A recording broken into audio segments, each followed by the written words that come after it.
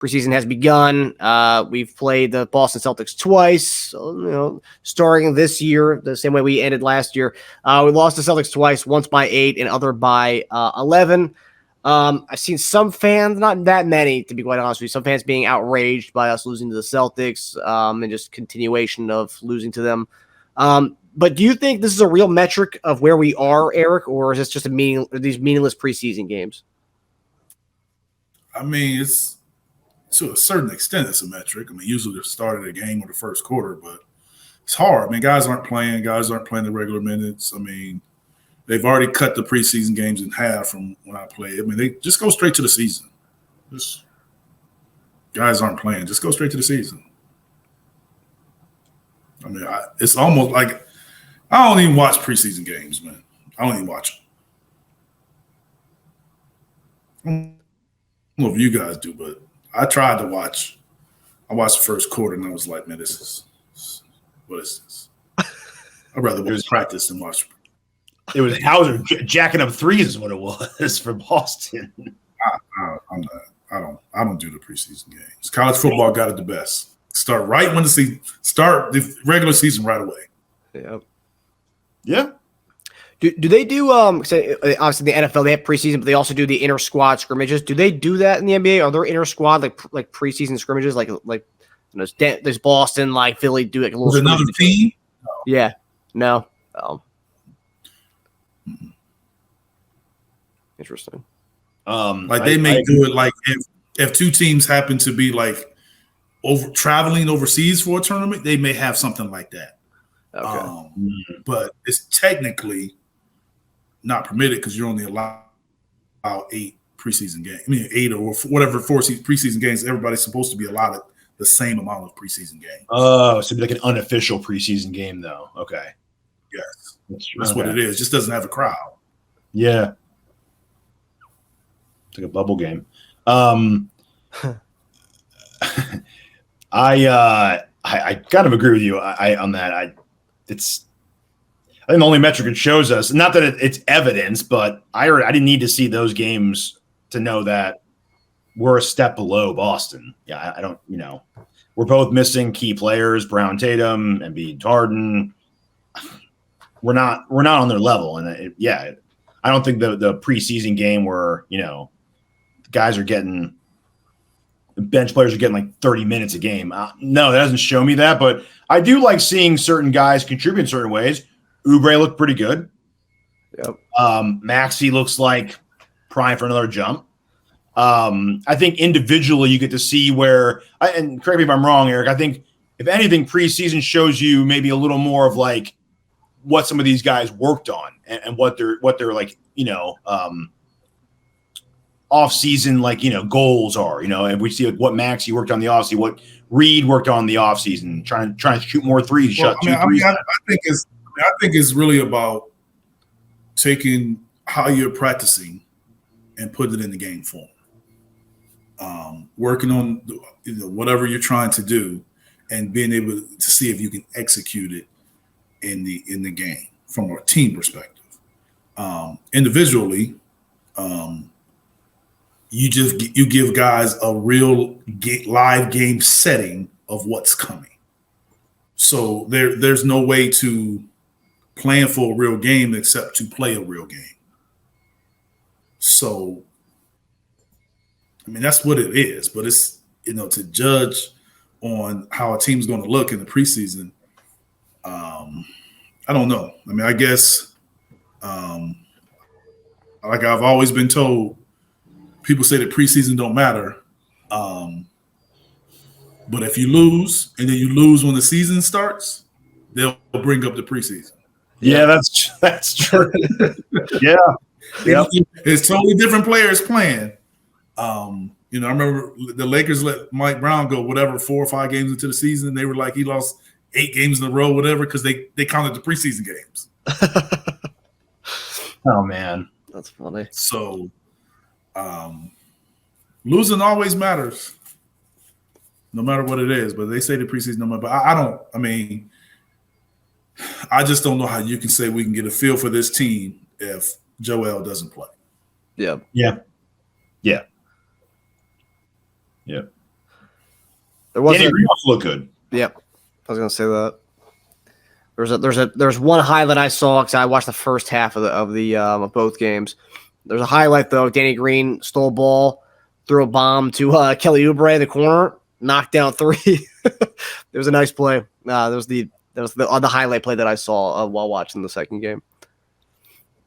Yeah, that's cool. And Oubre said before the game because Drew Hanlon was working with Embiid, doing a little practice before the game. Hanlon just mentioned to Oubre, it's like, hey, square your shoulders up on your shot. I saw in the first game your shoulders weren't squared up. He said he corrected that, and then I think he went 4 for 4 from 3. 4 of 6. 4 for 6. Good though. 3. Yeah, he looks great. I think he's gonna be a good addition for the squad this year. And maybe that's why we're not going after a wing in the trade. Maybe. I'm kidding. Oubre's a future. I mean, I don't know, man. Whatever, man. Squaring up shoulders and playing. I mean, I don't. It's preseason. Oubre's only 27, by the way. It's not like he's old guy. No, like he can play. I thought he would. He was a good pickup for us. Yeah. But at the end of the day, I mean, we got to go. At that position, you got to go guard Tatum and Brown and Giannis and Jimmy and all that. Yeah. So you can square up your shoulders guarding them dudes. That's what it's going to come down to. No, I'm just saying, like, it's going to be big to knock down some shots, but it's about stopping them dudes. Mm-hmm. Yeah. So, yeah, I get it. He'll be great. Kelly, he scored 20 points a game. He can score the ball. Yeah. Shoulders or not. I don't know how many shots he's going to get us. I mean, because we got Joel, we got Maxey, we got James on his replacement, and we got Tobias that said that the offense is free flowing and he's going to be more aggressive. Yep. I don't know the exact quote, but it was something like that, right? Yeah. Right? Okay. Yeah. So I don't know where Kelly I don't know where all these other shots gonna come from. Where does that leave us? Like 12 shots after that? Where all these shots gonna come from, man? You got like PJ's gonna get his normal 4 to 6 3-corner threes. Mm-hmm. Melton's gonna get some shots. Yep. Melton's looking for his next contract, so he'll be taking some shots. Paul Reed's gonna get some shots up too. Yeah, he wants to shoot threes now. Oh yeah, he's gonna shoot threes. Yeah, got the green Has he light. been shooting threes in the preseason? Has he been shooting in the preseason? Yeah. Is he making them? I think he's 0 for 3 or 4. Yeah. But, You'll get there. It's preseason. You'll get there. I think he attempted more in 2 preseason games than Simmons did his entire career in Philly, so that's a good start. Yeah, Paul Reed. What Ben got to do with this, man? Paul Reed don't have anything to do with this, man. We're talking about attempting threes. I happen to think of Ben. What got to do with this, man? I would love for Paul to average 16, 6, and 6. Yes, so would I. Okay. Sure. You can't compare him to Ben Simmons then. Just the attempted shots. Okay. The attempted shots. All right. I'm just saying. Paul Reed actually made it. He was another Sixer to make a comment about Doc since our last show. Who was? Paul Reed. He was another Sixers guy to make a comment about Doc. It was a subtle comment, but it was another subtle little dig. He said last season, if I was taking threes, I probably would have played for like 10 games. Wouldn't have played for like 10 games. They would have benched him for 10 games, he said, if he shot threes. Saying how this nurse is telling him to shoot threes now.